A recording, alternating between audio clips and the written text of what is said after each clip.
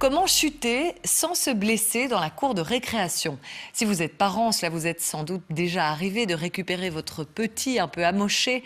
Chaque année, des milliers d'accidents ont lieu en milieu scolaire. Eh bien, dans le Brabant wallon, un judoka belge fait en ce moment le tour des écoles pour enseigner aux enfants des techniques non pas de combat, mais de chute. Reportage de Sébastien Prophète et Michael Danse. Ici, je rentre la tête, je fais mon dos rond et là, je viens rouler sur mon dos, je viens frapper. Prêt, 2 et bien frapper. Le judoka s'inspire des techniques de son art martial pour apprendre à ses enfants de 3e primaire à chuter sans se blesser. Quand je vais frapper, le choc va se répartir. Ça fait pas mal, on s'entraîne bien.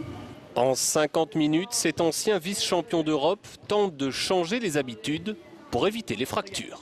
Et ça, c'est le réflexe à ne jamais avoir. Quand ils tombent, c'est un mauvais réflexe, mais ils mettent leurs mains. Et donc ça, c'est vraiment l'élément à proscrire. Donc j'essaie de leur faire comprendre pourquoi ils ne peuvent pas mettre la main. Convaincu des bienfaits de son approche, Cédric Teymans part à la rencontre des élèves du Brabant wallon. Et bien rouler. Et tu n'oublies pas de frapper. Allez, vas-y. Très bien. Et bien rentrer la tête. Super. D'après les statistiques d'un assureur, dans 3 cas sur 4, les accidents scolaires se produisent à la récré ou durant le cours de gym.